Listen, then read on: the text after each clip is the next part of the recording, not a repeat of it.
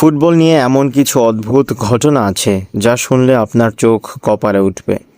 চলুন জেনে নেওয়া যাক এমন 3টি অবিশ্বাস্য তথ্য। নাম্বার 1, ফিলিপ লামের ফাউলহীন বছর।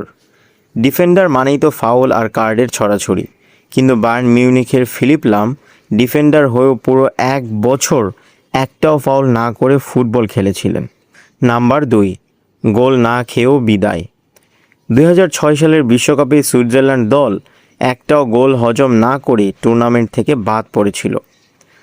টাইব্রেকারের দুর্ভাগ্যের কারণে তাদের এই অদ্ভুত পরিণতি হয়। নাম্বার 3, বার্সেলোনার ত্রাস ড্যান্ডি ইউনাইটেড।